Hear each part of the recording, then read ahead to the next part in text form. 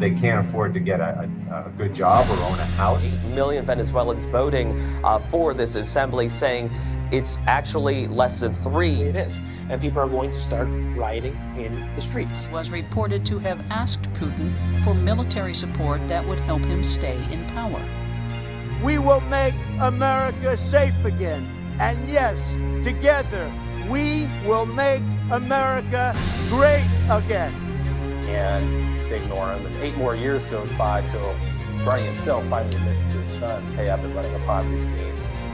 Does its dominance mean it can use the alliance for its own ends? Since 1981, bond yields, also known as coupon rates, have just gone down and down and down. The Federal Reserve note will be your biggest financial liability.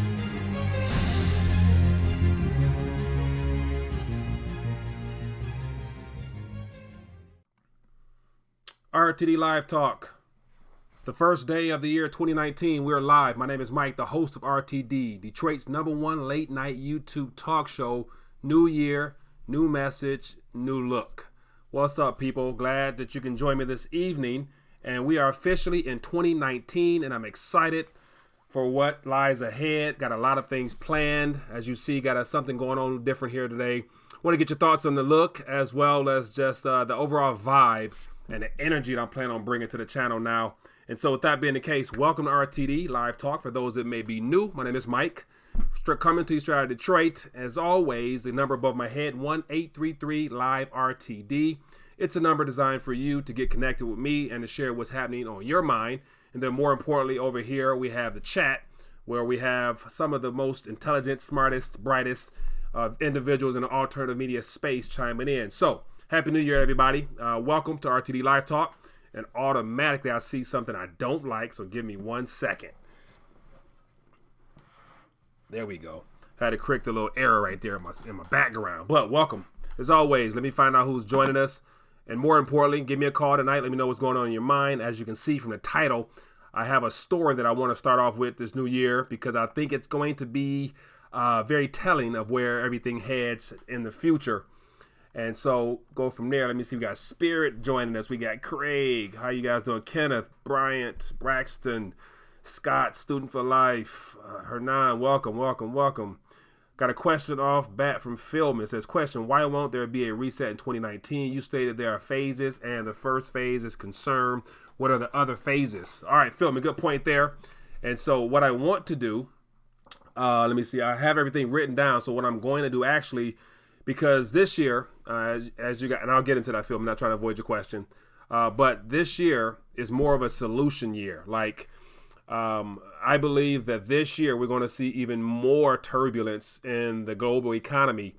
And so there's going to be more people with the concern of possibly losing a lot, if not everything that they've worked for, saved for in regards to the Federal Reserve note, as well as other national currencies. And so the 8 phases I came up with, let me actually, I'll pull up my phone right now, and I'll just give you the actual 8, as I call them, the 8 C's. And so I'm still working out the kinks of everything, but they came to mind at a time where I think it was very telling as to the steps that typically take place, give or take all the things I've studied.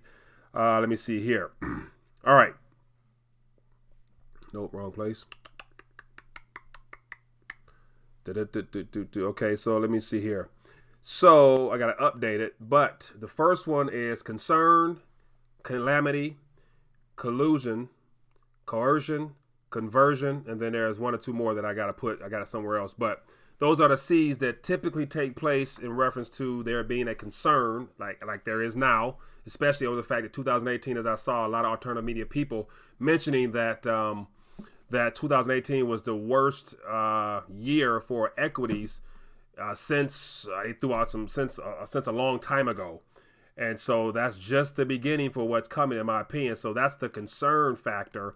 And then we're going to have the calamity. The actual calamity is going to be whether it be some type of domino to fall, whether it be some type of Deutsche Bank, derivative explosion, the banking sector, equities, bonds, who knows? But that's going to be the tipping point for the calamity. Then we're going to get into the collusion aspect. And that's what always happens when governments and central banks sit down at the table to try to resolve issues they created.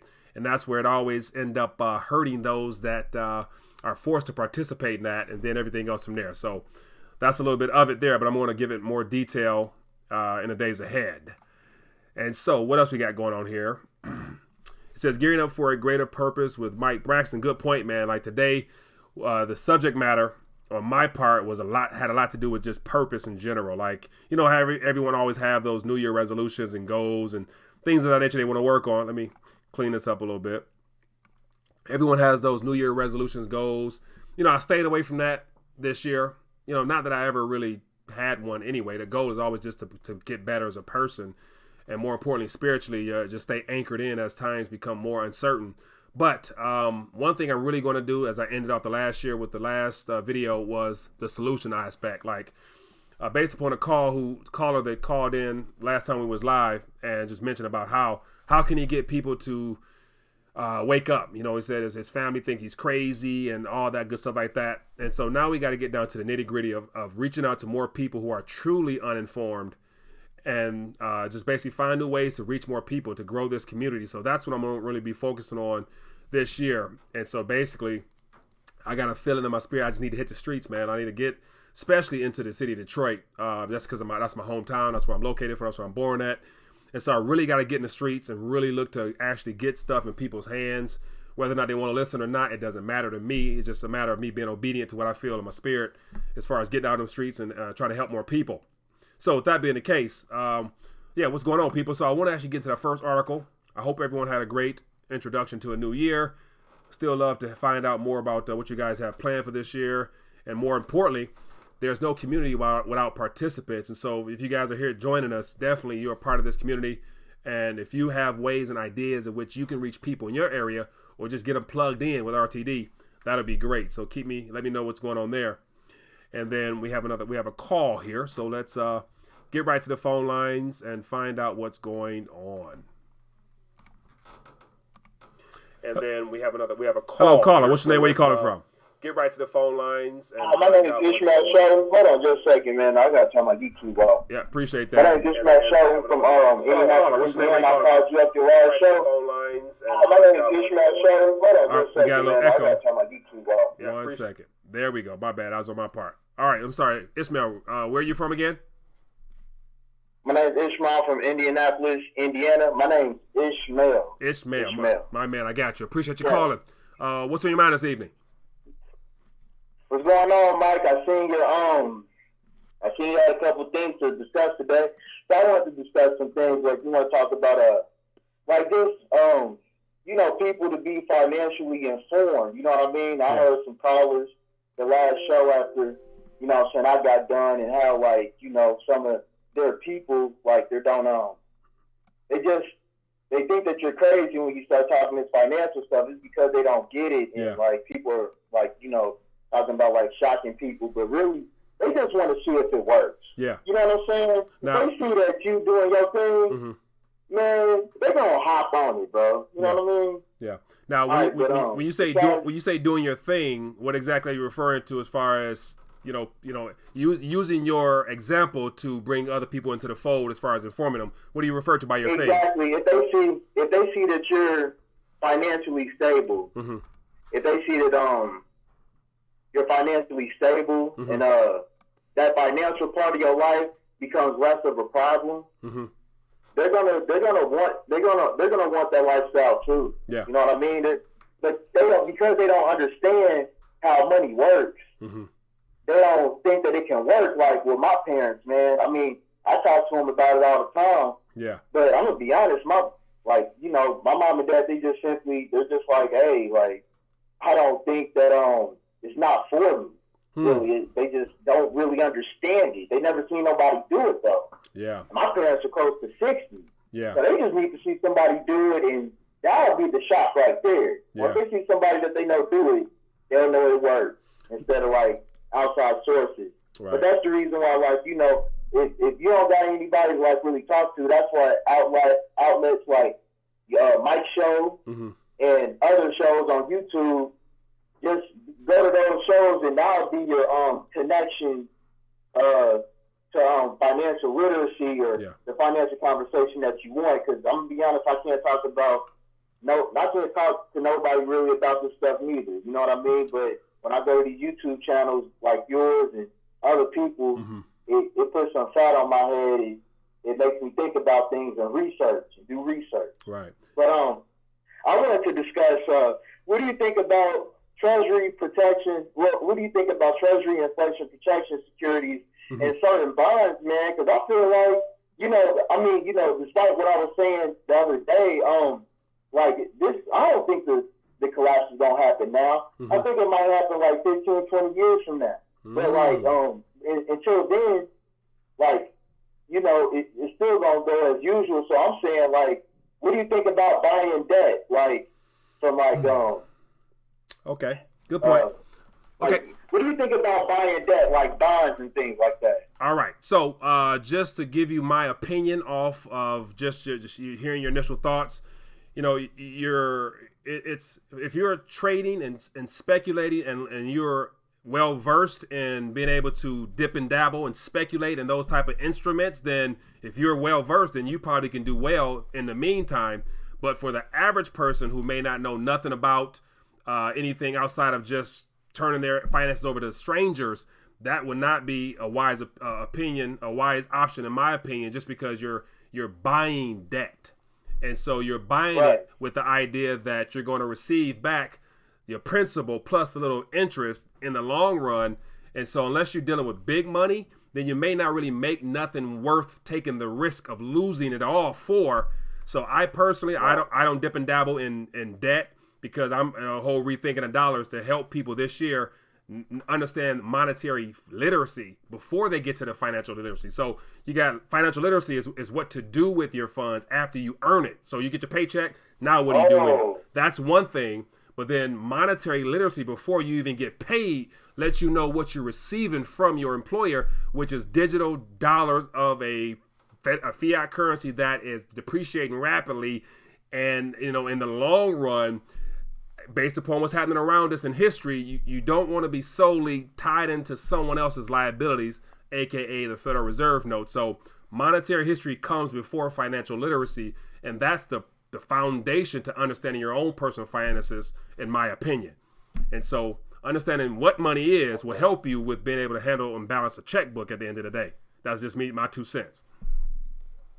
Okay, yeah, and I just was asking because I've seen other countries do it. They be buying debt, and I know like they got this thing online where you can actually bid on treasuries and debt and stuff like that. I opened up an account there, but I was like, it was like some pricey, like it was just it was like 14 million. It's like, I don't got 14 million. Like, serious? Yeah, you know what I mean? That's not big money there, man. I just want to get your 2 cents on it, man. Yeah, but definitely, man, if you know what you're doing, I would say have at it. But if you don't, I wouldn't play around with it, because the yield you're going to get in an environment where, they're not really paying much. I don't think the risk worth it, in my opinion, but I'm not a trader. I'm not a bonds debt buyer. So I just personally, I encourage people to understand monetary literacy before they mess with the financial stuff.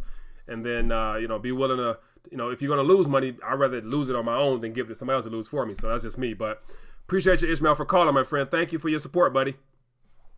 Anytime, Mike. All right, have a good one. You too. Yeah, man. Good stuff as always.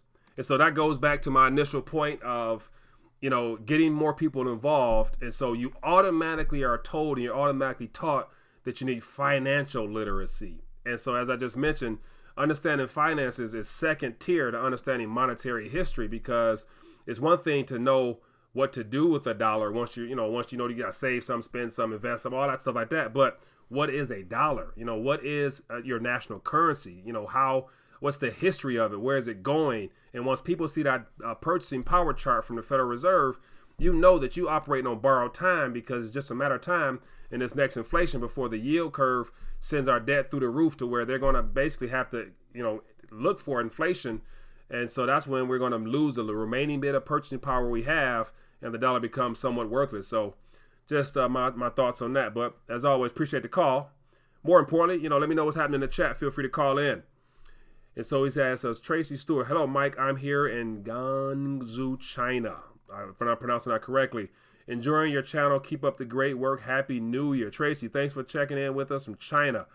What's the environment like? What's the situation like in China? I've yet to go there, but feel free to chime in and keep us informed on what's happening over in that neck of the woods. And it says, hey, Mike, try to get Da Vinci 15 on your show. I'm sure it'll be an enlightening interview for your viewers. Definitely, I'm familiar with him. And because you asked, I will reach out to him.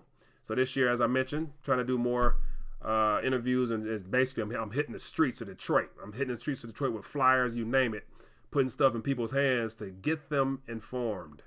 It says, if the government shutdown lasts for the month and those that can't pay their bills and collapse will happen in weeks.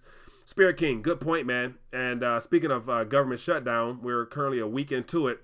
And I actually had an article here, and I'll try to pull it up. But it refers to the idea that if government payroll isn't put back online, then EBT cards will be at risk of declining possibly as the shutdown continues on, because funding will be gone.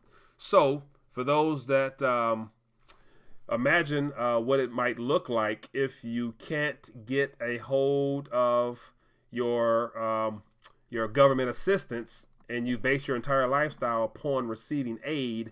Imagine how problematic it will be in Walmart, for example. Like I did a video years ago on Walmart when it was like payday or something, and people went up in Walmart and nothing happened. The cars were declined, and the video of people pushing, shoving, that right there is what I would be more concerned over. What would the public's reaction be? Because I think I said something about 30 million or so people are on government aid. And so let me see. I can't find the article, but it's out there. So yeah, that's something to consider. But more importantly, I want to get to this main article here before I lose track. It's let me see. To get this article right here, I'm gonna pull it up on the screen, and it's kind of the title subject heading of this evening, and it says here, Euro 500 euro note gets last print run. So what this is to let me know that a couple years ago there was an author by the name of an economist, can't think of his name offhand, but he came out and said that it's time to get rid of the $100 note, $100 bill, along the same time that this was happening right here. And so just to give you an idea what's going on, as of this month, they will officially stop printing, even though they stopped printing them a while back, but it's official now. But it says the Eurozone is moving to stop printing 500 euro banknotes, the violet colored bills that authorities fear are favored by criminals. And so here, like whenever you hear the primary reason for them making a drastic change in giving people a currency to use for storing somewhat value, as well as just being able to just retain a little bit more purchase power with a smaller bill.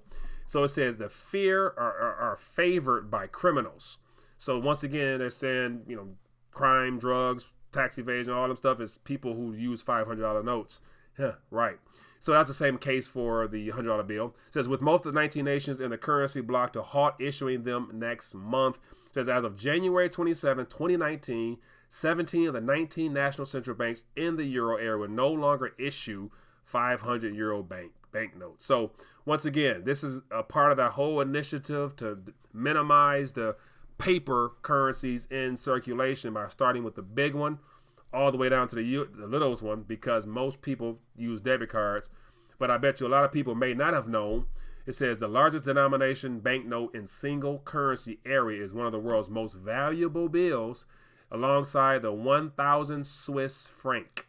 So can you imagine having a 1,000 Swiss franc, which is roughly 1,017 euros in purchasing power? So the Swiss franc 1,000 note is the most valuable alongside the euro because it's the biggest denomination. So that being the case, the next thought was, what's our biggest denominated note? $100 bills. So expect in the next coming, I would go far enough to say next 24 months, anticipate more talk of removing that $100 bill. Why? Because right now we're at the cusp of having close to so-called neutral interest rates of about 3. So if they end up dropping interest rates to 0, or that, like in the EU right now, it's like 0.001 or 0.1, which means that you're losing that much more purchasing power. And the idea of having a 500 euro note would be beneficial because it's just less paper and it retains a little bit more of the purchasing power, nominally anyway. But expect that to happen here in the U.S., give or take this next solution that will come about after we are officially in a recession, according to the mainstream news. Because as always, whenever it hits the mainstream news, it's already been underway for quite a while. So yeah, it says, what is a euro to dollar exchange? Dutch, I think right now, let me look this up. Euro to dollar. It's 1 euro. 1 euro will get you $1.14. So the dollar is favorable right now, somewhat in comparison to the past. Because I remember it used to be 1 euro would get you. I mean, you know, it used to be like one. I think it was like 145, 150 at a time. Yeah, it's been a while since I've used euros. Actually, it was last year. But anyway, point in case is, people, feel free to give me a call. What's going on? Phone lines is kind of dead this evening. Want to hear your voice, and more importantly, let me know what's happening by checking with the chat. And then also, as I mentioned, new year, trying to do a new look or just a new vibe, new level of energy, because I'm actually, going to find new ways to just get you guys involved. And so as you see beneath me right here, or over here rather, if I have any creators out there, any small business owners out there, anybody that want to grow their community or just get connected with the RTD community, and you offer valuable service, feel free to find out more information about the advertising opportunity I'm doing, looking to provide more of a business model for this channel here, so I can, free up more time to provide more content for you guys. And if you have not, I want to encourage you to go to the Rethinking the Dollar community link that's at the main page, at the YouTube page for Rethinking the Dollar, and vote for me. I put it out there. What do you guys want more of this year? I want to make sure that I'm getting you guys informed and doing the best I can to deliver information that's A, informative, but B, information that you feel comfortable to share with your family and friends or strangers so that we can grow the community. So feel free to do that. What else we got going on here? It says, explain the U.S. national debt clock, dollars to Gilbert's ratio. Corv, great point there. Let's go look at that. And so that is that's one of those websites where I tend to look at often just to find out what the vibe is. And I'm more so geared towards finding out what's happening in the red. So let's touch on this question real quick. So usdebtclock.org, if you go there, it basically gives you the entire financial balance sheet. It gives you the entire financial health of our country, from everything from the national debt all the way to the very bottom where it talks about ratios. And so the question was, explain the dollar to silver to dollar ratio. Where we at? Look at the bottom right. It says dollar to silver ratio. Now it's at $599 per ounce. So if you click on that, go to the very top, it says the year-over-year increase in the U.S. M2 money supply divided by the yearly world production of silver. So basically, how much currency has been brought into existence in the year, or the current amount of M2 supply, which is basically base money, deposits, and the money markets and mutual funds or CDs and bank liabilities, and the currency, actual physical paper in circulation, which equals, what is it right now? M2. What is the M2? I think it's close to 16 trillion or so dollars. So that's 1.5 in paper and 14 something in digits in the bank. And so you take that number divided by how much silver comes out of the ground according to the world production of the gold, whatever, whoever takes the official number per year, you divide that. So every ounce of metal, looking for my ounces, every ounce of metal, where we at? I got some ounces right here somewhere. Every ounce of metal that is brought into circulation, here we go. So every one of these little things right here, where we at? Can I make sure I see myself? Every one of these things right here that's brought into circulation, I got a little knockoff Indian round head there. So every ounce that's brought into circulation has to be accounted for via paper or digit. because there's a finite amount of metal, but yet there's an unlimited supply of digits and paper. So as of now, to date, per the silver above ground or gold, according to the paper or digits above ground, it has to give an even account for it, is roughly 599 from what we know. But I would believe, and I'm sure you would be willing to agree as well, that there's more than the 16 trillion or so, whatever M2 is, that we're aware of, that we're told. There's more than that in existence, in my opinion, because everybody loves to mention the whole study by such and such who said there's 21 trillion and missing something other around the planet that's not accounted for. So technically, if we look at it just that, it could be close to 42 trillion in existence that we're aware of. So we got a call. Let's find out what's going on. Hello, caller. What's your name? Where you calling from? Hey, how you doing today, sir? I'm doing good. What's your name and where you calling from, buddy? My name's Eric. I'm calling from Texas. Eric from Texas. How you doing, my friend? What's on your mind tonight? Well, number one, you look sharp today. Well, thank you, sir. I appreciate that. The shirt and tie. Thank you. I don't know if you're religious at all, but okay. Aside from that, I saw a video recently on YouTube that basically laid out shot for shot the same thing, the same fall of the Roman Empire that's happening now in today's society with money, which is why Rome fell. And they were pointing out how, I think it was Mike Maloney. I don't know if you're familiar with him. I am. This is where I started. Yep, his most recent, the fall of Rome or something, or how the government looks like Rome or something like that. Yeah, right. So definitely very informative. Exactly. Yes, sir. Yes, it was very intriguing. I guess what I'm playing, the notion that I'm playing with in my mind is, it seems like, from a philosophical standpoint, that these events, whether financial or catastrophic in nature, seem to happen over and over and over again, like a scratch on a record, if you will.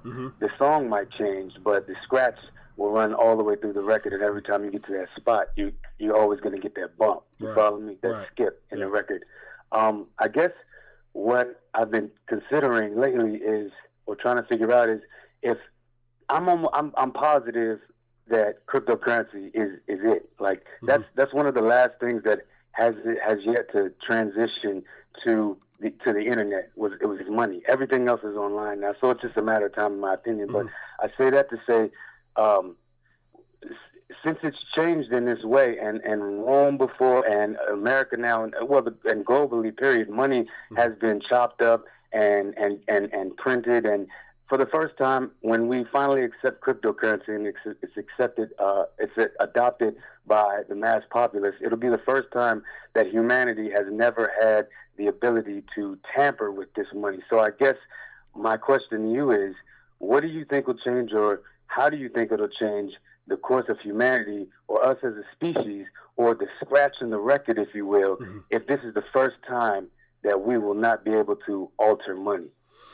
Ooh, good question there. And I'm glad you asked that, because I was just, thinking about that earlier in reference to just positioning 2019 before you guys. But I was talking to my wife, and I was mentioning to her that, a lot of people are extremely pro-crypto in the point to where they're like willing to promote and put a lot on it. I'm not at that point. I do believe in speculating, because it is officially a financial asset that is, and I believe it's been strategically placed in this particular time to be looked at as an option to consider as a way out of a dying debt-based system. But yet, once again, at the end of the day, it's a digital code, algorithm, blockchain, however, the technical talk might be, but it's not something physical. You know what I'm saying? Like, you can't hold a physical Bitcoin in your hand, but yet it still has value behind it because of the energy computation and the amount of energy and all that mining aspect, which is similar to what it takes to bring this above ground. But it's not the same, because I can't hold it. So because I can't hold it, as it says right here, if you don't hold it, you may not own it. I personally am not going to say that crypto is going to be the future that I'm overly excited about. Now, I say that because... Well, hold on, Mike. I agree with you as far as up to that point, but I guess now that would apply. I definitely I concur. That would apply right now, which is why I think it's taking so long. Not long, because we're still early. Why it's taking a while for mass adoption to spread, if you will. Yeah. But ultimately, I see that these things, just because it's intangible, coins, tokens like Veritasium and things like that have already begun to peg the coin to actual physical gold or physical metal. So they're backed by the actual the tangible metal, if you will. Right. So now it's not like that, but in the future, you don't see it being a situation where everything is actually pegged and it is immutable and you can't tamper it with it, because for the very same reason you mentioned previously, that it's a cold algorithm, no feeling, no emotion, nothing, immutable ultimately. Right. Now, I hear where you're going, and I kind of sense in your tone what you would like for me to say, but just to have to play along with this and just be more of the play devil's advocate. I want your complete and wholehearted, however you feel. That's what I'm looking for. I appreciate that. Your honest opinion. All right. So, so here's the thing. Like I mentioned a while back on a live stream, that just the word backed, to me doesn't really have the same comfortable feeling as the actual possession of it. Because we started off, the whole system we're in now start off as being backed. In 1863 Civil War, Abraham Lincoln, needed to fund the war, so they came up with the Legal Tender Act, which happened to be very timely, which said that once the war is over, in about 5 to 10 years, we're going to be able to redeem those notes. Here we are, 130, 140 years later, we still got notes, but there was a period of like, we're going to promise them it's going to be backed. Once the war ends, we'll give you back your gold, we'll exchange it even for even or whatever. That didn't work out so well. Then we had another policy, 1873 Silver Coinage Act. They robbed the world by demonetizing silver. So now gold was the big thing to have. Nobody in the streets had gold, but except the rich folks. So everything that's always been positioned as a viable option, but it's an option that limits the opportunity for the majority of people who don't really have access to it to not prosper. So here we go with Bitcoin, for example. There's 21 million in existence. 4 or 5 million been lost or whatever it is. So there's a certain amount of them above ground in people's wallets or whatever. And so it's good to say over the last couple of years, with all this, but the fact that it's now a financial instrument, they're going to come up with futures, derivatives, and anything they can to limit the actual supply of them, aka the price of it as well, because they don't want it to be looked at as a viable option for us common people to be able to escape and profit. Man, none of this is designed for you to profit. So right now, if you were an early adopter, you made off well. But if you're now trying to get on the adoption train now, you're putting your fiat notes into something that's still a digital base, but you can't hold it, and you're hoping on the fact that it becomes a future because you got a little bit in your possession, depending on where you at, where everybody's at. But believe me, by now, the big banks got more than the majority of the people on the streets may have, which means that they control it still. If they dump it again, which I believe is going to come pretty soon, that's going to cause more fear and panic. People going to get out of it then, and then there's going to still be, it's not going away. But my point is, because you can't hold it, I wouldn't bank on it. But I know one thing, and you mentioned earlier in my spiritual man, and biblically in Revelation, we're going to be, brought down to a one world government, one world currency. And I think this is just a part of the first step to get us to that point, if you will. Right. So that's my 2 cents on it. But hey, I believe in the technology, as you mentioned, Veritasium, and those are a lot of great products that are tokenizing the world.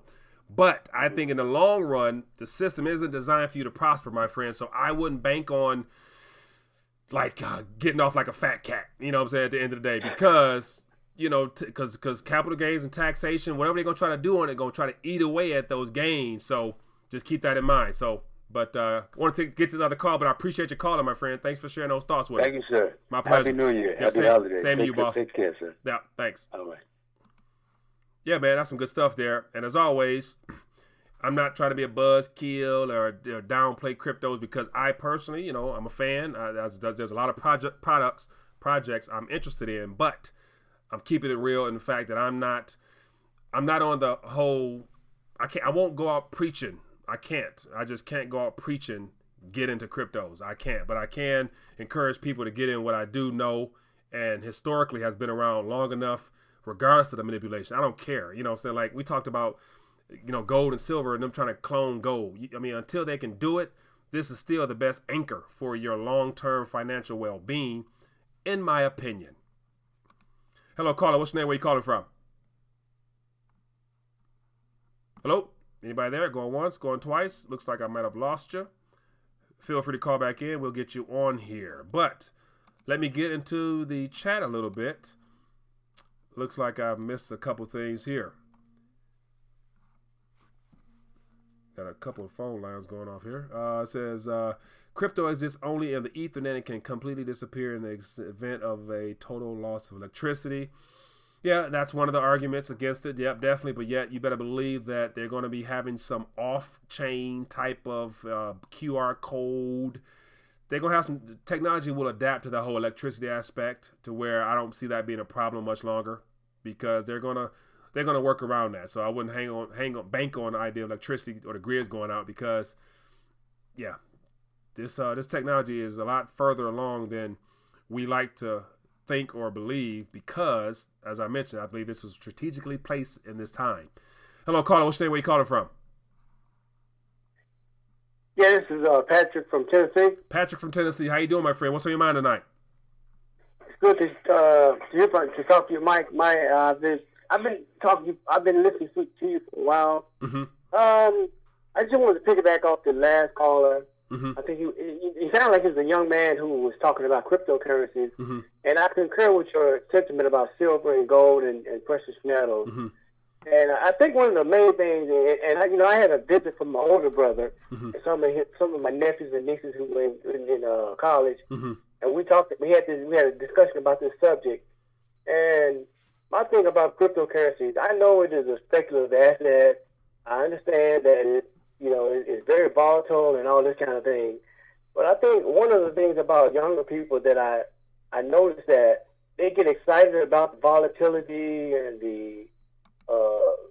about Bitcoin and all these other cryptocurrencies. Mm-hmm. But what they don't understand about money is Jim Rickards is one of the people that really said it best. Mm-hmm. Money has no yield. Mm-hmm. See, these guys, they get excited about Bitcoin and all these other cryptocurrencies, mm-hmm. but what they don't really understand is that money is not volatile, mm-hmm. in a sense. Mm-hmm. So what happens is they would be so excited about Bitcoin if it wasn't so volatile. This is just my gist of it. Yeah. So what happens is they like Bitcoin and they like Litecoin and like Ethereum and all these other cryptocurrencies because they go up in value so fast. Mm-hmm. Yeah. Because it's very speculative. Mm-hmm. All right? Yeah. But what they don't understand is if it becomes a monetary asset, if it becomes money, mm-hmm. I know not an asset, but if it becomes money, then it's not as volatile because mm-hmm. it's not exciting. Volatility is equal to what I call excitement. Mm-hmm. So when you take that aspect away, then, for example, I think I've read somewhere where they were talking. Where I read somewhere where it studied currency to understand that you can't, for example, if cryptocurrencies was really money, mm-hmm. it wouldn't be volatile. It wouldn't be so volatile to where, for example, if Walmart accepted cryptocurrency, mm-hmm. You can't sell something in Bitcoin and say if Bitcoin was priced at $3,700. Mm-hmm. It can't be $3,700 today and then $4,000 tomorrow, or say $5,000 tomorrow, because they're selling goods and services in Bitcoin. Mm-hmm. Because they're taking gains and losses in Bitcoin. Yeah. Now, so you can't you really can't transact in it like that. But yeah. It's so volatile. Yeah, but yeah, I hear your point, but yet, and one thing that is true, Bitcoin itself is being positioned as an alternative to the petrodollar, because governments now are utilizing it. There's governments in Europe that's confiscated Bitcoin years ago, and they've been sitting on Bitcoin. So there's actual reserves now of Bitcoins in certain central banks around the world. So they themselves recognize the usefulness of transacting instantaneously or within a couple minutes or so value across an electric currency type of situation. So it regardless of the volatility right now is due to the manipulation, hands down. But just like silver and gold, because it is a finite supplied item, it will always, in my opinion, have value, because each Bitcoin or each Litecoin or each coin will always have to be accounted for in reference to national currencies. So the dollar, for example, like we just looked at the idea that there's 16 trillion or so, M2 supply or whatever, divided by the total number of gold, which is 100 million ounces a year. That same principle can be applied to Bitcoin, that there's $16 trillion worth of paper floating around in digits, but there's only 13 million Litecoin or Bitcoin or whatever. So that same equation can apply, which will give it a price. Now, the fluctuation is based upon manipulation, because if there was true price discovery, it would be a lot more than $3,000, as we saw from this last run-up. So, with that being the case, my point is, it is being positioned as a viable option, but because of its nature, which is similar to the digital aspects of a Federal Reserve note or all the other national currencies that are digital-based as well, that's my premise on saying that I wouldn't hang everything on it. But it is a value because people are catching on. Mike, I don't mean to cut you off, but as Peter Schiff one time pointed out, what is the true cost? What is the true price of Bitcoin?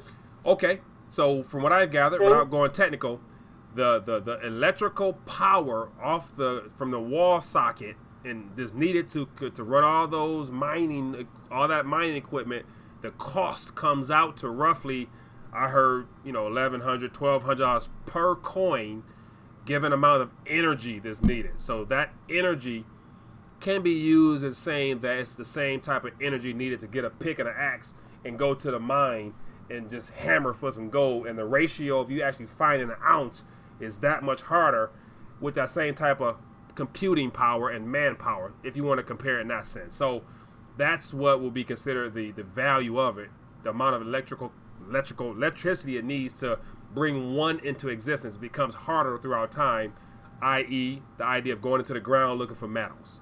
If I was trying to, go out there like that. So, but there's a way to spend it. If I was a pro, get Bitcoin tomorrow type of guy, I can give you some technical talk, but it boils down to preference. Don't get me wrong. Now, I'm not coming at you because I know what you're saying. Yeah. Don't get me wrong. I know what you're saying, but and I understand that. But I was just really being the devil's advocate because, first of all, cryptocurrencies, when you talk about the use case as far as transacting quickly, I see that.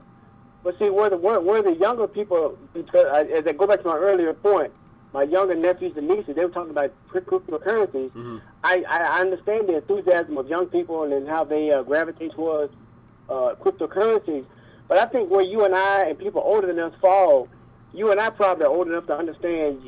I think you're about my age. I'm in my 40s or older. So you and I probably are old enough to remember my grandparents talking about the Great Depression. Yeah. Whereas people who aren't as old as we are, they may or may not. So they don't understand gold and silver and what it was. They probably didn't hear those scary stories about the Great Depression. Yeah. So I think. But when you talk about cryptocurrencies, I've heard somebody else say, another argument about cryptocurrencies. It really has never been through a crisis, so we don't know how it's going to react to it in a crisis. Right. Very true. Very true. I do agree 100%. But moving on, I appreciate your calling, my friend. Want to definitely get some more calls before I log off. But thank you for calling. Thanks for your support. And definitely, man, keep doing what you're doing. And definitely, as always, make sure you get your weight up. Yes, sir. Keep up the good work, man. All right, man. I appreciate it. Bye-bye. Yeah, man. Good stuff as always. Got another call. Hello, caller. What's your name? Where you calling from? Hello? Going once? Going twice? Anybody there? So, yep, give me a call back. Got a couple more minutes and we're going to log off. As always, appreciate the back and forth. Appreciate everybody sharing their thoughts and comments. And so, definitely, man, this is what's going on out here. This is real talk. So just getting a chance to go back and forth and educate people. I want to acknowledge Jason Carney. I appreciate that donation to the channel, my friend. It says, really appreciate the show. Having trouble finding prepper groups. Any ideas on how to find friends in this niche? Whoa. Sorry about that. I'll get to that in 1 second. Hello, caller. What's your name? Where you calling from? Hello? As always, if you're trying to get on, let me know. I'm here if you hear me. Going once, going twice. Alrighty. And so as far as prepper groups, so Jason, are you from Detroit area or where you at? Let me know where you at, and then I can see if I know of anybody in the community, or just let us know what city you're in and via the chat here, and definitely those that are in the community, if they're involved in groups or whatnot, can get you connected. And then more importantly, this year, looking to do an actual conference where I'm going to actually reach out to some of my old RTD guests and have them come into the city of Detroit and really get down to the nitty gritty and educate people. So that's on my to-do list this year. And then more importantly, as I promised last year, doing an RTD meetup in the city of Detroit for my Detroit residents. Anybody out there, Detroit residents, give me a thumbs up in the chat. Let me know if you're watching. But definitely want to get a chance to get in the streets. As I mentioned, that's my goal for this year, is to really begin hounding on the importance of monetary literacy above your financial literacy. So definitely we're going to have a meetup this year. And I'm going to work on that ASAP because I want to get one done this month. So definitely I'll keep everybody posted. And if you're near the city of Detroit or whatnot, want to drive up or whatever, hang out with us, go have a little Q&A. Just basically going to connect, man. Connect and take questions and just do whatever we do. So we got James in the house. Welcome, my friend. We got James in Minnesota. So if anybody in the RTD community in Minnesota or got family and friends that are in the know or alternatively informed, feel free to in the comment section after this video or during this video, whatever, leave a link or group or another YouTuber or something like that in the area, the Minnesota area, for Jason to connect with. It says Richard. Yeah, so that's another thing, man, like providing people options and solutions. So definitely I'm going to begin placing opportunities for people. So as you guys see here, this advertisement right here beneath me, if you're a YouTuber, if you're a small business, you want your message out there, definitely scroll down below and get some information, connect with me, and we can put you on the YouTube. And if you are an educator, if you have a voice, you want to get before a camera, definitely let's talk. We can have you on the show as a guest. So we can definitely make some things work this year, looking to grow the community and reach more people and provide opportunities. So got some more opportunities coming real soon. It says any digital currency is controlled by someone and crypto is digital. That's the bottom line. King wouldn't deny it. So what's going to happen to people's debt? People's debt will be redenominated in the new currency that's issued. The debt won't be wiped away. Don't bet on that. Don't bet on that. So let's take this call. Hello, caller. What's your name? Where you calling from?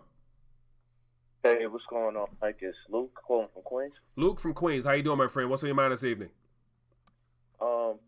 I had heard you made mention about the Book of Revelation a few minutes ago, and I don't know if you're familiar with Ezekiel chapter 7. It kind of makes reference to like silver and gold and eschatology and whatnot. So that was a little crazy. You can check it out on your own time. But the main question that I wanted to know was, what do you think will happen to people's debt? Mm-hmm. Like, do you think be erased, or do you think like they would reset those interest rates and the principal balance or whatever? All right, good point there. Let me answer that real quick. So as far as debt is concerned, as I've just mentioned a minute ago, I don't foresee debt just being wiped clean, because for everybody's asset is somebody's liability and vice versa. So right now, the banks issued you and us some type of, note of some kind, car note, house note, whatever, mortgage means death note in general. So that's all been issued, and they've been packaged up as assets that somebody else bought. So they've rehypothecated all that stuff to where a lot of people are going to miss out along the line. So the only thing they can do is to recover a little bit of that as best they can. And what I've heard down what happened in Mexico during the tequila crisis in the early 90s was the currency inflated a little bit or devalued massively.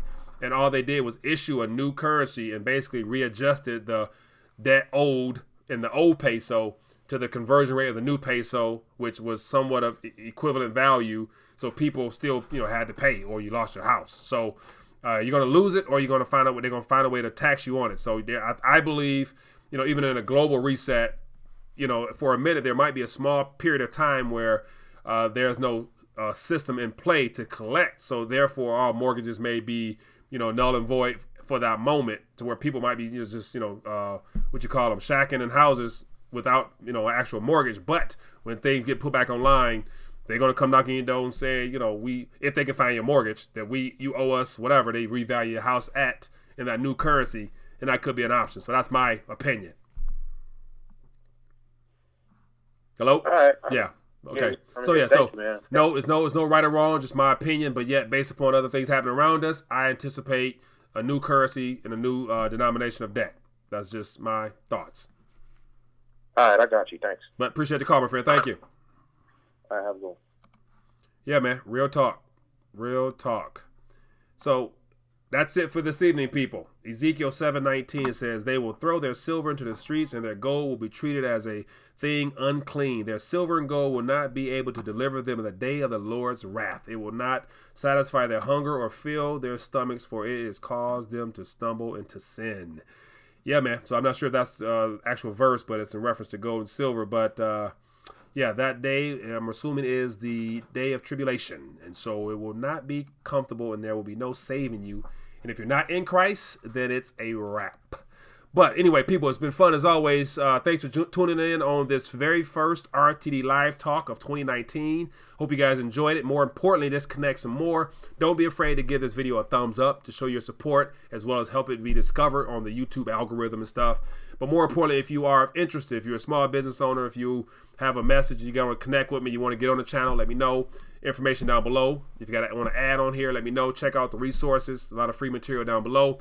Look forward to connecting with you again tomorrow. And definitely be blessed, be safe, stay prayed up. And I'll see you tomorrow. Peace.